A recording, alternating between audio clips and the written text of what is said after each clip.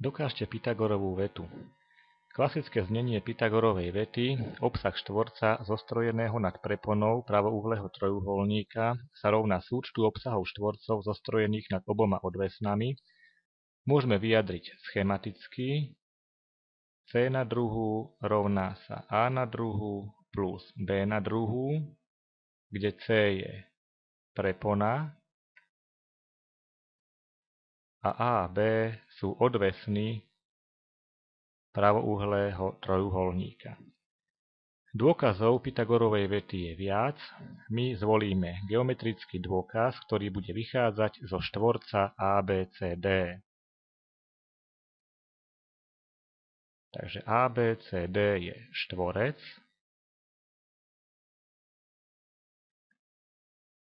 Na jeho stranách teraz zvolíme 4 body, pričom každú zo strán štvorca týmto bodom rozdelíme v rovnakom pomere.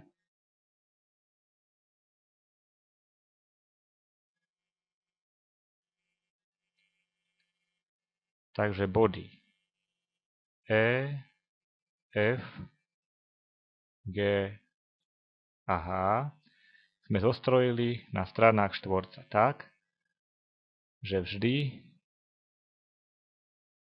kratší úsek bude mať na všetkých 4 stranách rovnakú dĺžku, označme si ju A. A dlhší úsek bude mať taktiež tým pádom rovnakú dĺžku na všetkých 4 stranách štvorca, označíme si ho B.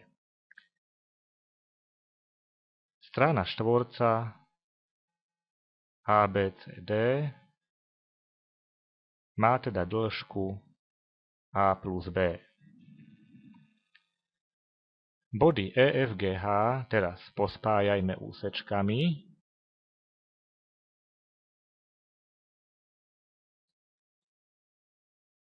Vznikne útvar EFGH.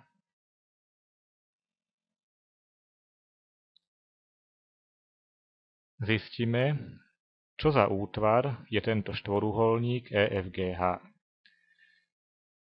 Začníme teraz trojuholníkmi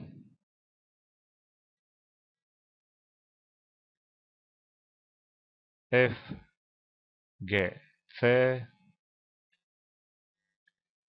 ďalej GDH,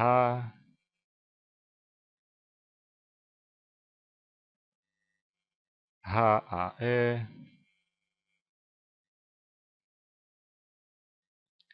a EBF.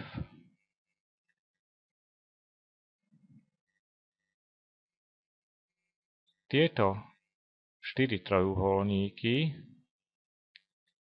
sa zhodujú v dĺžkach dvoch strán, všetky 4 majú dve strany, dlhé A a B, a v jednom uhle, ktorý tieto dve strany zvierajú.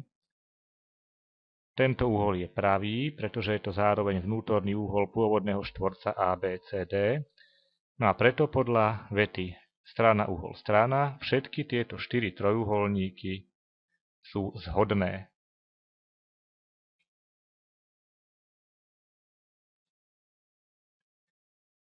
Tretiu stranu týchto trojuholníkov teda môžeme označiť ako C. Štvoruholník EFGH teda má všetky 4 strany rovnako dlhé, preto to môže byť buď kosoštvorec alebo štvorec. Vnútorné uhly týchto 4 trojuholníkov označme ako alfa a beta.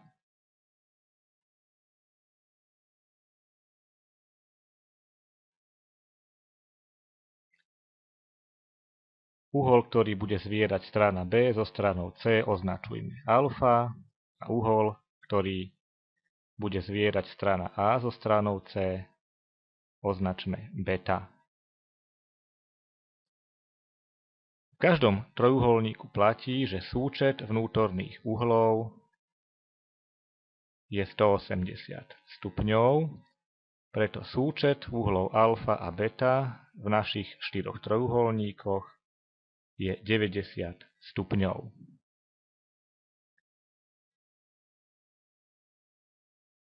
Ak alfa plus beta je 90 stupňov, tak potom uhlí nášho štvoruholníka EFGH musia byť pravé, pretože tieto uhly spolu s uhlami alfa a beta tvoria priamy uhol. Štvoruholník EFGH je teda štvorec.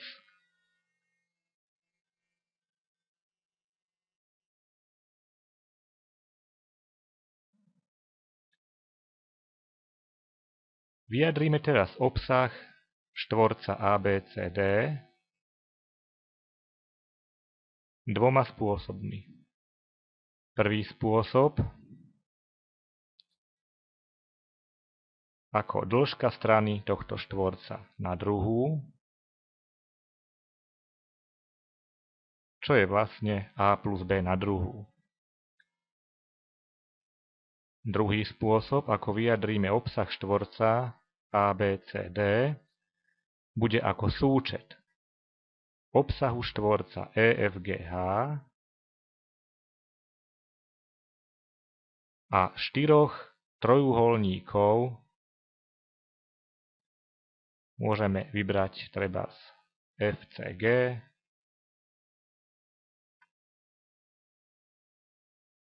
obsah štvorca EFGH je C na druhú, pretože dĺžka strany toho štvorca je C. Obsah trojuholníka FCG, keďže je to pravouhlý trojuholník, je odvesná krát odvesná lomeno 2.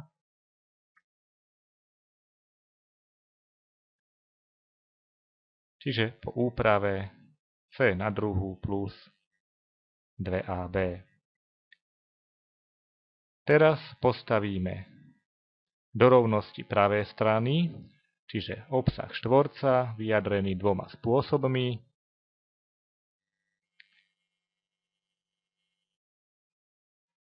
A plus B na druhú. V prvej rovnosti sa musí rovnať C na druhú plus 2AB z druhej rovnosti. Umocníme dvojčlen na ľavej strane podľa vzorca.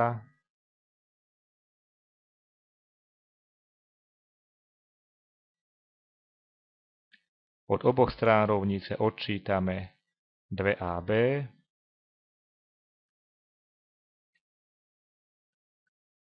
a dostávame znenie Pythagorovej vety A na druhú plus B na druhú sa rovná C na druhú.